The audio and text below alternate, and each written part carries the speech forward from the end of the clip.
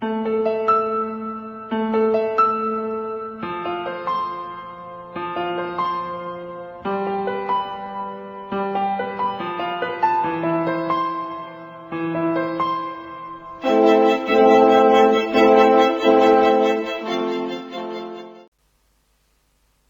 the Gospel of our Lord Jesus Christ according to Matthew.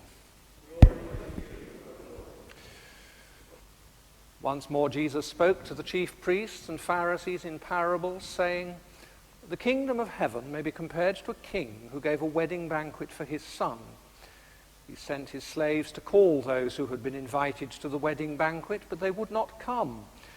Again, he sent other slaves, saying, 'Tell those who have been invited, look, I have prepared my dinner. My oxen and my fat calves have been slaughtered, and everything is ready. Come to the wedding banquet.' But they made light of it and went away, one to his farm, another to his business, while the rest seized his slaves, maltreated them, and killed them. The king was enraged. He sent his troops, destroyed those murderers, and burned their city. Then he said to his slaves, 'The wedding is ready, but those invited were not worthy. Go therefore into the main streets and invite everyone you find to the wedding banquet.' Those slaves went out into the streets and gathered all whom they found, both good and bad. So the wedding hall was filled with guests. But when the king came in to see the guests, he noticed a man there who was not wearing a wedding robe. And he said to him, 'Friend, how did you get in here without a wedding robe?' And he was speechless. Then the king said to his attendants, 'Bind him hand and foot and throw him into the outer darkness, where there will be weeping and gnashing of teeth. For many are called, but few are chosen.'" The Gospel of the Lord.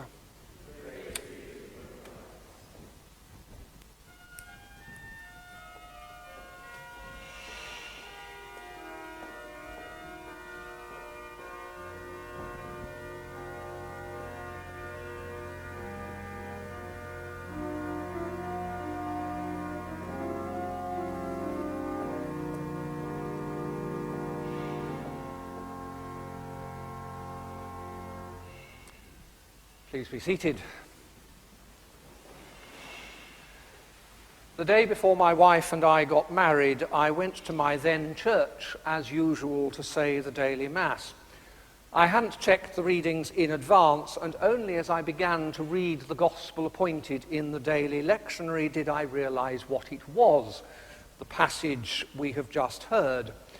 I confess I struggled to make it to the end with a straight face, and my secretary said to me afterwards, "I'd better make sure I come properly dressed tomorrow."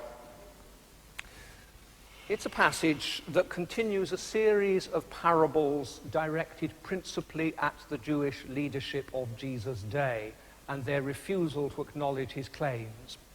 Already he has likened them to a disobedient son who says yes to his father but fails to do the work he promised to do, and to rebellious tenants who not only fail to hand over their produce, but abuse the landowner's servants and kill his son when they are sent to collect it.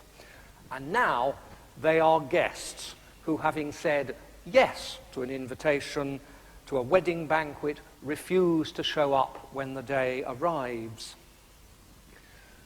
The story reflects the practice of the day. An invitation would be given some time in advance of the event itself, a save-the-day notice. You could accept or decline, but the invitation itself was an honor. Closer to the day, a reminder would go out to those who had said yes. You remember that invitation you accepted. Get ready, the time has come. So those in the story had not merely been invited, they had already accepted. But like the son who said yes to his father but didn't do the work, and like the tenants in the vineyard who wouldn't hand over the fruits to their rightful owner, when push came to shove, they did not carry through with their obligations. And as a result, their place was taken by others. which in the original context meant all those people hanging about with Jesus the Jewish authorities were looking down on: tax collectors, prostitutes, sinners, and ultimately even Gentiles. But then there is a twist. One of the replacement guests, as it were, comes improperly dressed. St. Augustine of Hippo, the great 4th century theologian, suggests that it was actually the practice at such events for the host himself to provide the garment. So there really was no excuse for not being properly attired. It would have represented contempt for what was on offer, and the punishment was appropriately severe. The man was thrown out. And Jesus ends the story with a warning: many are called, but few are chosen. What are we to make of it all? First, it is a reminder that faith demands action. The original guests had accepted the invitation, but when action was required, they failed to act because they thought their other commitments were more important. It is easy for us, like them, to accept God's invitation in general terms, but when some specific challenge comes, to fail to follow through. Jesus calls us, and we say yes. But what is Jesus calling us to do today that requires action, even at the expense of upsetting our carefully laid plans? Second, there is the challenge to evangelization. When those who were originally invited failed to show up, the king sent out his servants with the command to go out into the streets and invite anyone and everyone. No one is beyond the scope of God's love. All may come in. We are called to continue to offer that invitation today, that all may come in, even at the risk of disrupting our own cozy ways of doing things. Growing congregations sometimes find that disruption the biggest challenge. But what a good challenge it is to have to face. Finally, there is a warning about despising what God offers. Throughout the Bible, a wedding garment is a sign of God's favor and grace, just as the wedding banquet itself is a sign of God's relationship with his people. It is not by accident that Jesus' first miracle takes place within the context of a wedding banquet. God is the one who offers the garment, clothing us in his grace, washing away all that defiles us in his sight, inviting us to his table.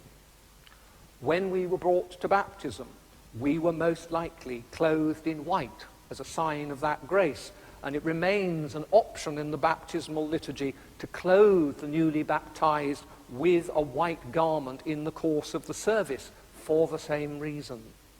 And we are called to live in a way that befits the garment of grace we have received, the garment our host provides.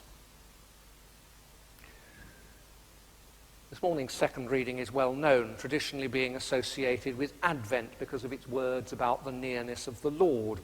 In the Book of Common Prayer, it is the epistle for the 4th Sunday of Advent. In the ecumenical lectionary, it is read on the 3rd Sunday, one year out of 3, which is its original place.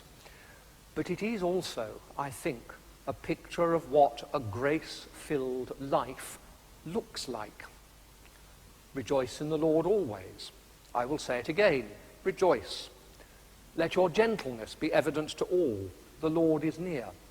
Do not be anxious about anything, but in everything, by prayer and petition, with thanksgiving, present your requests to God. Finally, whatever is true, whatever is noble, whatever is right, whatever is pure, whatever is lovely, whatever is admirable, if anything is excellent or praiseworthy, think about such things, and the God of peace will be with you. Joy, gentleness, prayer, gratitude, a mind set only on what is good, and a determination to see the best in any person or situation. These are its marks, the warp and weft of the garment God offers us. What can we do to make them the marks of our own lives and so be worthy to come to his banquet?